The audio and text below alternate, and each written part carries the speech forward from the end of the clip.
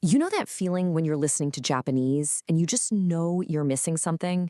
Well, there's this hidden rule that once you see it is going to completely change the way you understand the language.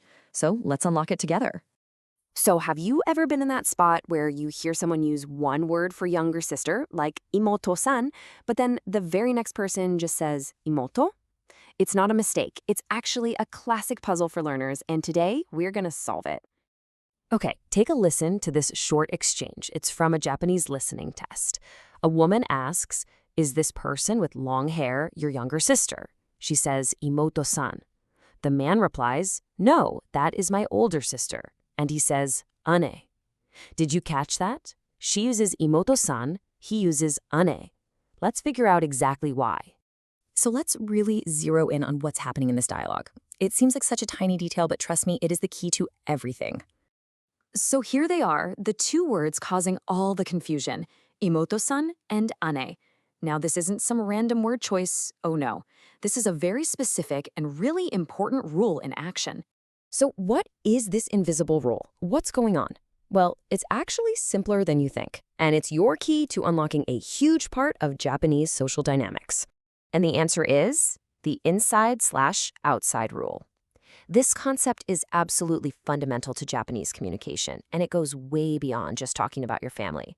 This is where things get really interesting. Okay, so this rule is called uchi soto. Uchi means inside, and it refers to your in-group. You know, your family, your company, maybe your school club. Soto means outside, and that refers to, well, everyone else. The words you choose change depending on whether you're talking about someone from your uchi group or someone from a soto group.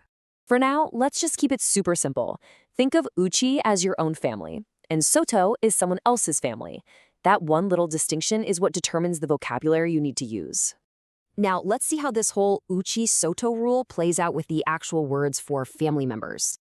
Check out this table. It breaks it all down perfectly. See, when you're talking about your own family, your uchi group, you use these plain forms on the left, words like haha for mother and ane for older sister.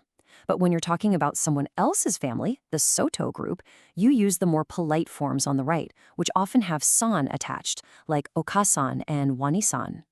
Exactly like the Japart Learning Channel puts it, you just don't use the honorific san for your own family when you're talking to other people. So the key idea here is that using the plain form for your family is a way of showing humility, while using the polite form for someone else's family shows respect. Pretty cool, right? Okay, so you've got the rule down. With this new knowledge, let's go back to that conversation from the listening test. I bet it's going to make a whole lot more sense now. All right, here's that first line again. The woman is looking at a photo that belongs to the man, and she asks about the person in it. So think about it for a second.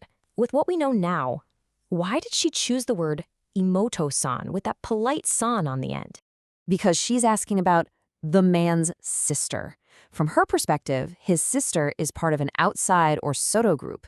So to be respectful, she uses the polite form imoto-san. Simple as that. And now for his response. He corrects her and explains that the person in the photo is actually his older sister. And here it is, the final piece of our puzzle. Why did he use the plain word ane and not the more polite onisan to talk about his own sister? Well, he's talking about a member of his own uchi group, his inside group, so he uses the humble plain form ane. See? Both speakers are perfectly following the uchi-soto rule. And now you can see it too. The mystery is solved. Getting this isn't just about passing a test or getting a question right. It is a massive step towards sounding way more natural and fluent when you actually speak Japanese. So let's just lock in the key takeaways here. First, context is absolutely everything in Japanese. Second, when you're talking about your own family to other people, you use the humble, plain forms like haha or ane. Third, when you're talking about someone else's family, you elevate them by using polite forms like okasan. Now, quick side note, it's also true that you might use these polite forms when speaking directly to your own older family members as a sign of respect.